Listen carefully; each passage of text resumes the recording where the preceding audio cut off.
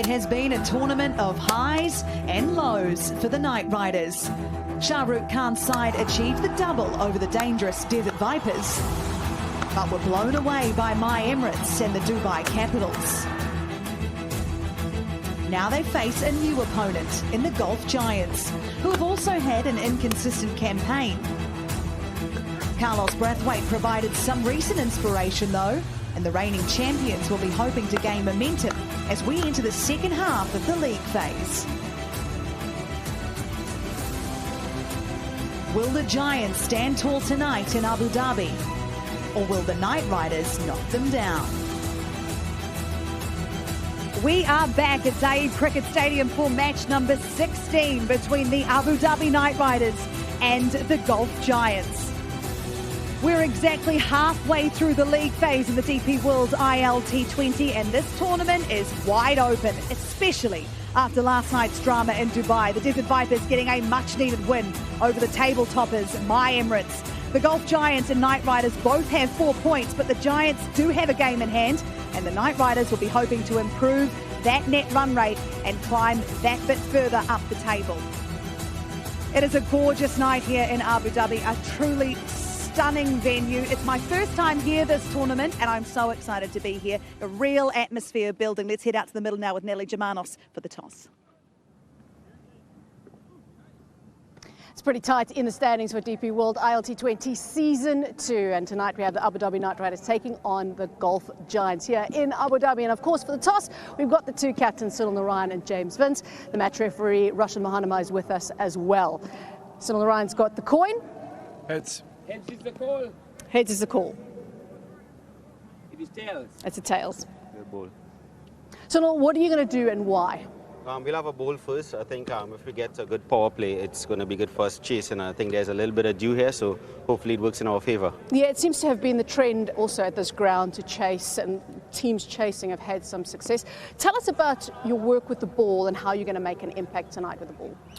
It's very simple. I think you have to try to take wickets in the first 6 to hold the batting team at par, and hopefully we could hold them in the middle and make it as less as possible.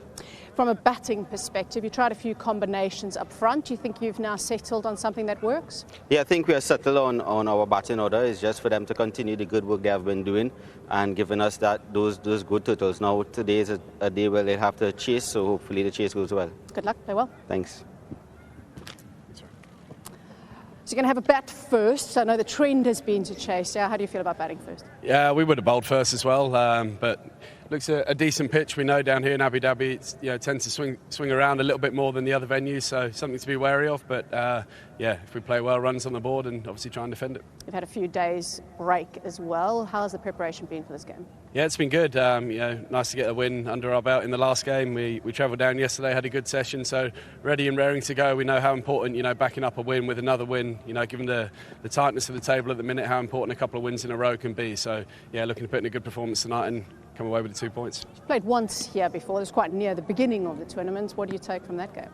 As I mentioned before, I think the ball swung around a little bit more here than other venues, and going back a couple of months when the T10 was played here, the same thing. So I think we've got to be wary of that up front, tackle it in the right way and use it to our advantage when we come to bowling. Good luck, play well. Thank you. So that's it. The news then from the middle and the toss is that the Abu Dhabi Knight Riders have won and they're going to have a bowl first. Thank you very much, Nat. All right, let's take a look now. What's coming up for you on Cricket Safari? We look back at Shaheen Shah Afridi's heroics last night in Dubai. Andy Flower identifies the keys to success for the Giants. And can Dre Russ push on and take the Knight Riders to the playoffs? I've got a couple of legends alongside me, Rohan Gavaskar, Simon Dool, and Dooley, you were in Dubai Stadium last night. What a cracking match to kick off the second half of this league phase. Yeah, it certainly was. I mean, the finish was brilliant. Some of the cricket at times wasn't great, and Colin Munro actually mentioned that at the post-match interview, but the finish was fantastic, and the way the crowd got into it, the atmosphere, Shaheen obviously getting the last runs, having to touch down twice, Luke Wood running between the wickets, so there was so much going on, some great bowling performances at different times. The batting left a little bit to be desired, but a cracking way to get it going. Absolutely was. Right, now what we're going to do is we're going to actually revisit all the action from last night. Check this out.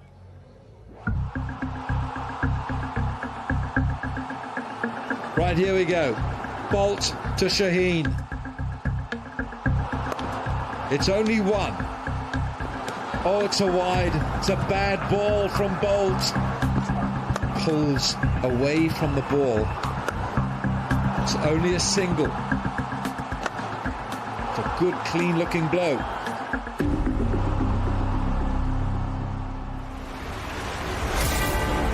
What's that song? Can't keep this pressure on. Well, Trent Bolt. Is it going to be two? It can only be one. They had to go back for a second.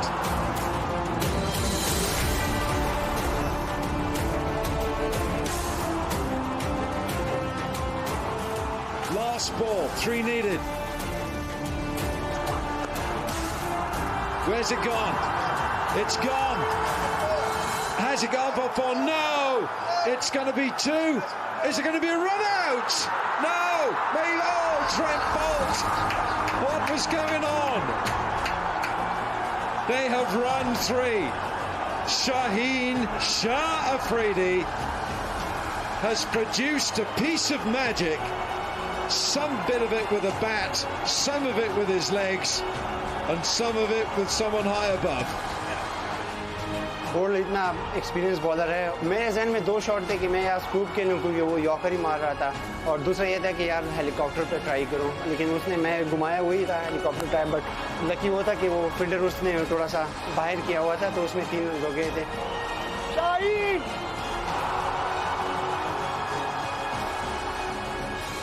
Pressure में ही खेलने का मजा आता है, और उसमें जब आप जीतते हैं टीम के तो अलग सी फीलिंग होती है. Of course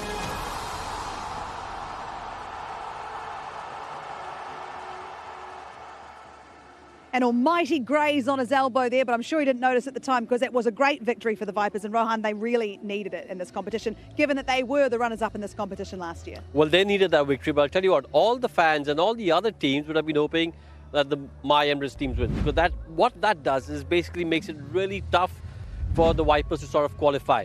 So number 2, the Warriors would have said, listen, we need my Emirates to win.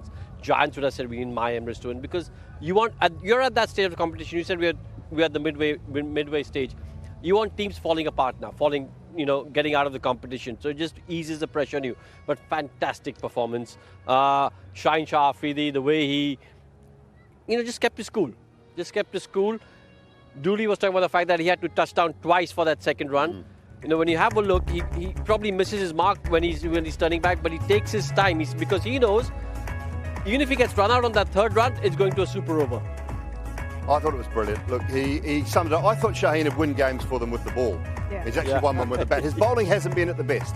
He didn't bowl well last night at all, but he won a game with the bat.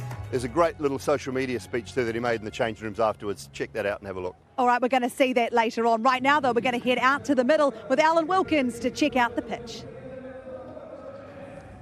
The elements, the wind is going to play its part tonight from the north end. It's coming straight down the pitch towards the pavilion end. And as we saw the other night, when the My Emirates played the Abu Dhabi Knight Riders, you get full value for your shot playing down the ground. Every batter we saw relied on the pitch, trusted the pitch, and went downtown using the wind. So that is something that's going to come into the minds of the batters. And when I asked this man which end he would bowl at, it would be this end. Right, Waka? You don't need to guess that, do you? So tell us about look, this. This pitch looks really good. I don't mind bowling on this surface. The VT you've shown, the length the guys have bowled is pretty full. Yeah. I think don't get fooled by the grass. Just hit the deck kind of a pitch where you have to pull the length back and try to use that bounce which is here. Absolutely right. So that end, wind behind. That end, you're up against it. Thank you very much, gentlemen. Now, Rohan, as we talk about being at the midway stage of this competition and the big games, and it starts to come to the business end and points really are mattering, how much do the big name players like your Dre Russes have to step up? Because this is why you pay the big money for them, right? As it gets to the closer games. Well, this is where you want them to step up. And I think also for people like Dre Russ, who sometimes, players of that ability, who've got that big hitting, striking ability, you can pigeonhole them. You can save them, saying, listen, we need you to come in after the 15th over to bat. And I think this is why My Emirates probably lost it in yesterday's game when they had someone like Tim David who didn't come out to bat. Andre Russell, though, we know what he's capable of. We've seen that over the years. If the situation is such that you need him come in the 10th over, if you've got off to a good start, 10th over, 11th over, send him then, even if you've lost a wicket. Because don't judge Andre Russell by his failures. Judge him by what he can do on his good day. And when he's on song, when it's his day, there are not many cricketers or many batters in the world who can replicate what he does. You can get a 0, I can get a 0, Dooley can get a 0. Plenty of them. Yeah. No one ever gave me a go, so we'll never know. Dre Russ can get a 0. But what Dre Russ can do if he's on song and 10 deliveries get to maybe 35, 40, none of us can. All right, he can change the game. Will he do it tonight? Let's have a look at the teams for tonight. Now, of course, the Knight Riders won the toss. They are going to have a bowl first, which means the Golf Giants are going to have a bat, Dooley. Yeah, Jamie Smith really talented up the top with James Vince. Chris Lynn has been in good form. He's brought some of that big bash form to the DP World ILT20, so look for him to be more aggressive tonight. Jordan Cox, all the shots in the books. Then Usman Khan, Hetmeyer, of course. Brathwaite's getting some games now. Drake's, Overton, Mujib and Zaid Zubair. A pretty solid, settled team for the Golf Giants, but the Abu Dhabi Knight Riders, for you, Rohan, who are the players to watch? Yeah, definitely Michael Pepper right up front. I think he's someone that we need to keep an eye on. Alishan Sharif, who has been excellent. He's impressed one and all. So has Sam and Andre Russell. We just spoke about the fact that he's got that absolute X factor, that match-winning ability. Laurie Evans has played a crucial innings. But then as you go down, Sunil Narine will have to do his bit with the ball, because he's such an important cog in that bowling fulcrum. When he gets going, if he bowls well, more often than not, the Knight Riders will defend the target. All right, so there's plenty of superstars on the field in this tournament. There's also some in the changing room, in the coaching staff. Andy Flower is one of them. When we come back from the break, we're going to find out more about the man.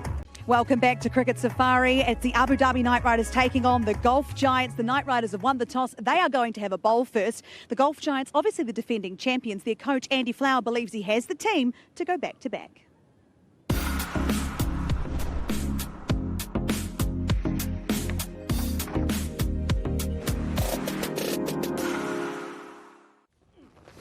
It's a Giants day. James Vince and Andy Flower have done it. It was a great way to start for the Adani Golf Giants, absolutely. There are always boxes to tick, there are always things you can improve. It's a great tournament, a really high standard tournament, great fun, it's a great venue. And we played some excellent cricket, I've got to say. Maybe he didn't have the sexiest team on paper, but the guys came together brilliantly, and Vince, as the captain of the side, I thought led brilliantly.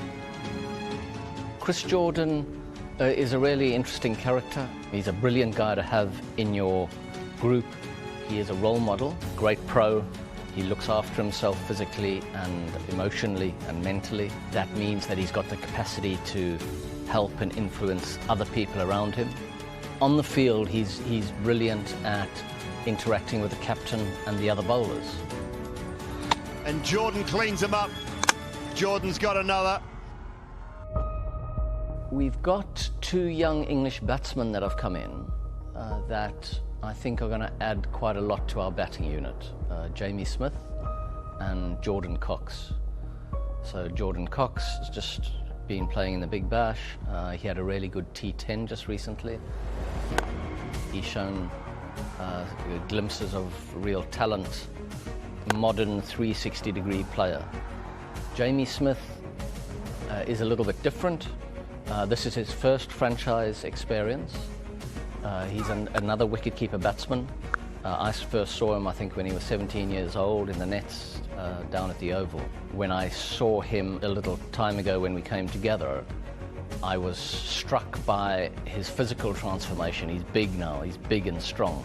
And then when I watch him bat, he's now got that excellent technique, but he hits the ball hard.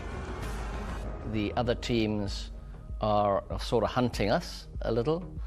We had some great tussles last year. It's a really high standard competition. From what I can see of the squads have improved their strength this year. And I think if we can perform anywhere to our potential, we'll be in the playoffs and with a chance of winning. Simon Dill, when this tournament started, we worked together on the first game, and you said that you believe James Vince was the best T20 franchise captain going around. Do you believe that Andy Flower, their coach, is the same? I think so. Look, you know why Andy Flower is so sought after. When you see him talk, when you hear him talk, He's very meticulous. He doesn't rush things. He makes sure he knows exactly what he's talking about, what he's saying, and that will be transferred to the dressing room and to the team meeting room and everything. He is everywhere. He's sought after around the world for every franchise tournament. There's a reason for that. He's a winner. He's a winning coach. He's probably been the most successful coach, I guess, outside of the IPL as far as world cricket is concerned. And he just doesn't leave any boxes unticked. And that's one of the great things about Andy. He was a great player. He was a real innovative player as well, and that can't be underestimated. He was a terrific innovator. He'd be great for a guy like Jordan Cox and the players, and Jamie Smith in this side. So, yeah, very successful coach. Very successful. And you look at the senior players he has, Carlos Brathwaite is one I think of straight away. Great to have those types of players, and great to work with, but also for those younger players, they all work together, and it seems like a really great dressing room. Well, it seems like the spirit in that dressing room is what you would want in franchise cricket, because as Dooley was saying, in franchise cricket, it's really tough for a coach or a captain to come in and turn things around or get the right. You've got such a short span of time to get that team spirit going. Now with James Wynn and Andy Flower, you've got two very experienced leaders in that dressing room who will get the right spirit. Then you've got players like Carlos Brathwaite. Again, lots of experience, really nice guy, top bloke. He's a big Man United fan, so he's a top bloke. But see, you want players like that. You want players of that quality, that character, just to make sure that the dressing room environment is top-notch. Another character in their dressing room is Chris Lynn. I mean, for multiple reasons, he's a character in that dressing room. But it's great to see him find form already in this tournament. Yeah, he came into the tournament with a little injury after the Big Bash, but he was in really good form in the Big Bash. He went to Adelaide, obviously left Brisbane, played for the Strikers in the BBL. He's come here. He's not set the tournament alight straight from ball one. He's actually, I think he's just been a little bit more mature in his approach, and it's very simple. And with that experience comes those situations where you know what's going on, you know how to play in these games, and he's such a big game player as well, and he does take the attack to the opposition. He will attack from the first ball if he has to, and he'll sit in like he did in Dubai a couple of games ago when his team were in trouble. He picked up a half century and just found his way, worked the ball around early, and then played the bigger shots later. Terrific talent, great bloke, and he loves the super sub rule. Yeah, I think a few players are enjoying that super sub rule. But in terms of the Knight Riders captain, do you think we're going to see that matchup, Chris Lynn, Narine, tonight? Well, at the moment, if you go through the numbers, Sunil Narine has the wood over Chris Lynn in that matchup. But it all depends if Sunil Narine bowls in the power play, because if he bowls low down the order, then it becomes a little bit of a mismatch, because Chris Lynn will be set by then if he comes in to bat bowl after the 7th over. And you honestly, if you've got the wood over someone like Chris Lynn, you want to come in and bowl to him before he gets set. So. Yeah, I think that is the way forward. Just quickly, because it's all in readiness here, Dooley, your predictions tonight. Giants, mate. Giants? Well, I'm going to go with my heart and go Knight Riders. My head says Giants, but heart says Knight Riders. I'm going to go Knight Riders. Who's going to be right? We're coming back after the break, and we will find out all the action from the DP World ILT20. It is the Knight Riders taking on the Giants.